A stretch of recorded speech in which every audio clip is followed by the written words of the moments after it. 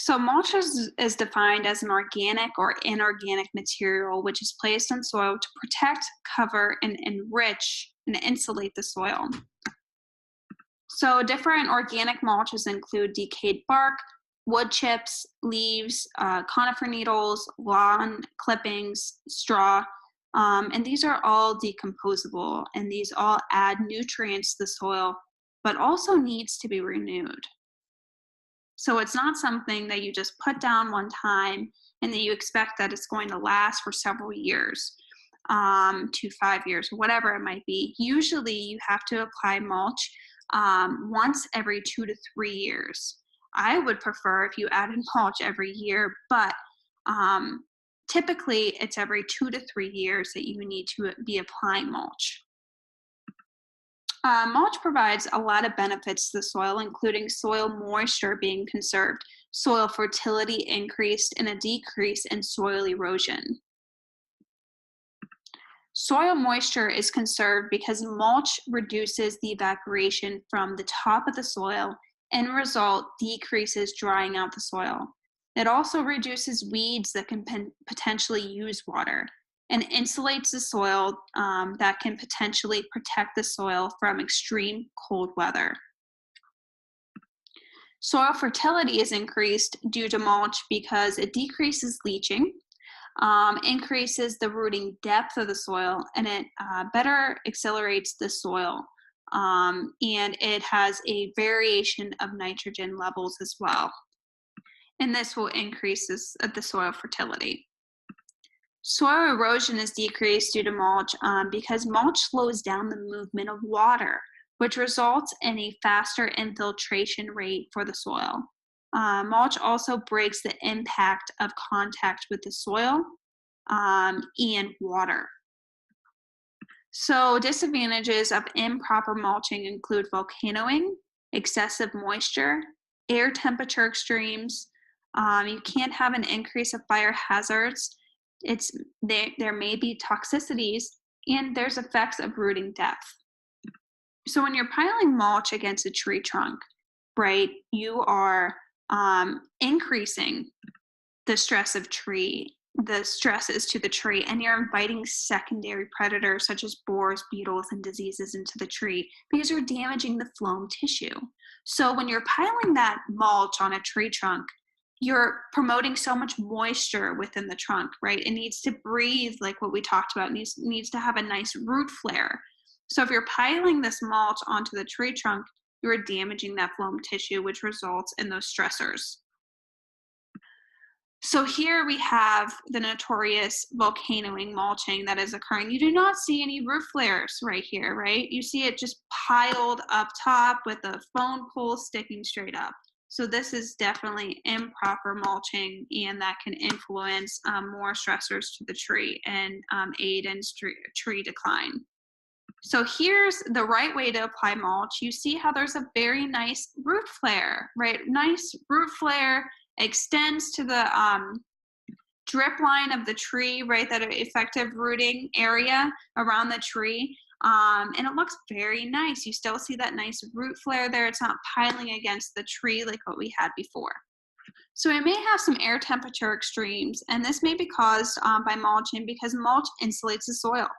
When the temperature gets hot, the mulch keeps the heat in and the temperature becomes more extreme.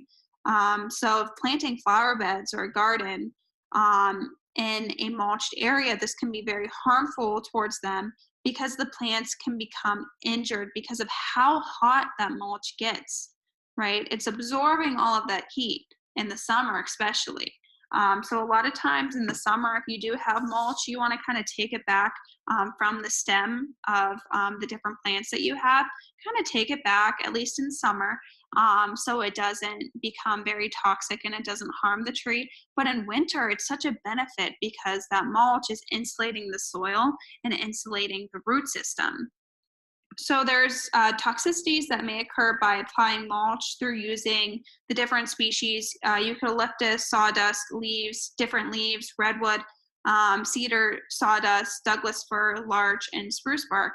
So there is different toxicities that may occur. So don't think that you're you're good to go if you apply any kind of plant material, dead plant material to different trees for mulching, because there might be toxicity. So definitely look up that plant species before you apply the mulch, just to make sure that there's no toxicities there. Over mulching can also affect rooting depth by applying too much mulch, and this can lead to a shallow rooting depth because oxygen levels are low in the soil. So when mulching, you should have about 2 to 3 inches of mulch. Instead of applying thick amounts of mulch, spread the mulch out wider to cover the drip line of the root system. So the drip line is where the majority of the plant roots are, and applying too much mulch will suffocate the plant roots because the roots will not have enough oxygen. So applying that 2 to 3 inches of mulch is the perfect amount of mulch to add the benefits to the soil that the soil really needs. So I'll share with you guys an example at the OARDC in Ohio State, the campus out there in Worcester. We have a botanical garden, and there was 50 boxwoods, and they were mature boxwoods. They've been there for like 40 years, 30 or 40 years. And there was no mulch applied beforehand. So mulch was applied, and it was overly applied. It wasn't to the point where it was volcanoing or anything. There was still a root flare in all of them. But they applied like 4 to 5 inches of mulch. And 4 to 5 inches is a lot, especially if you have mature plants, and you're doing this. So they applied 4 to 5 inches of mulch, and they all died, all of them. And they did some diagnostics and stuff, and they came to the conclusion that they over applied the mulch. So even if if you still have the root flare, you have to make sure that the depth is correct as well, because you don't want to suffocate those roots. So just another tip, after applying mulch, don't forget to water the mulch thoroughly. So by watering the mulch, and you are setting the stage for the microbes to properly start the decomposition process.